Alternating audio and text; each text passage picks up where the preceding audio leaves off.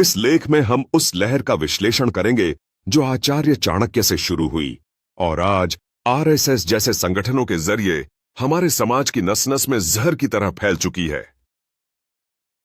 नीति का जहर चाणक्य से लेकर आरएसएस तक एक जारी साजिश।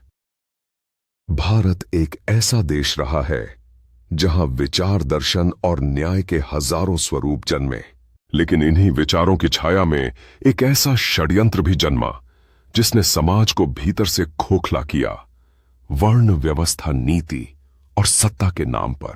यह षड्यंत्र कोई एक दिन की उपज नहीं था। इसकी जड़ें पौराणिक काल से लेकर आज तक फैली हैं। चाणक्य की राजनीति एक योजना या एक साजिश?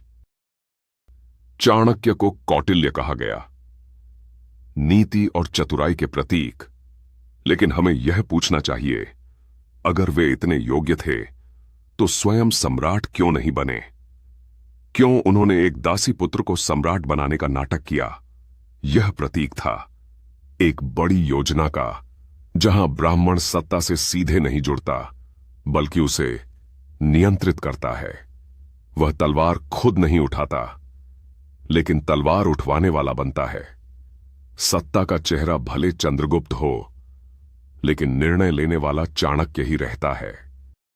यह वही मानसिकता है जो सदियों से दोहराई जा रही है, सामाजिक नेतृत्व को नीचे तबकों के हाथ में दिखा देना, लेकिन असली नियंत्रण उच्च जातीय अभिजन वर्ग के पास रखना। नीति का जहर ऐसा है कि ज्ञान को हथियार बनाना। ज्ञान का उद्देश्य है मुक्ति, लेकिन जब ज्ञान पर एक जाति का अधिकार हो तो वह दासता का उपकरण बन जाता है। ब्राह्मणवादी व्यवस्था ने वेद, शास्त्र, नीति सभी को अपनी जातीय सीमा में बांध दिया। शूद्र, स्त्री, दलित, आदिवासी, इन सबको अज्ञान और गुलामी का पात्र बना दिया गया है। शिक्षा को नहीं, भक्ति और भोग को प्रचारित किया गया ताकि जनता सोचने के बजाय सिर झुकाए। आरएसएस पौराणिक जहर की आधुनिक प्रयोगशाला है। आरएसएस कोई नया विचार नहीं है, यह चाणक्य की उसी पुरानी सोच का आज का संस्करण है। वे राष्ट्र के नाम पर धर्म को हथियार बना रहे हैं। आजकल ब्राह्मणवाद को राष्ट्रवाद की पोशाक पहना रहे हैं और समाज को इस तरह बांट रहे हैं कि वंचित वर्ग अपने ही शोषकों की जय जयकार करे। संघ की शाखाओं में जो संस्कार दिए जाते हैं वे किसी वैज्ञानिक चेतना को नहीं बल्कि अनुशासित दासता को जन्म देते हैं। संक्रमित होती पीढ़ियां एक आत्मविस्मृति की त्रासदी की ओर बढ़ रही है। आज का युवा जब भारत माता की जय बोलता है तो वह नहीं जानता कि वह किन के लिए जयकार कर रहा है।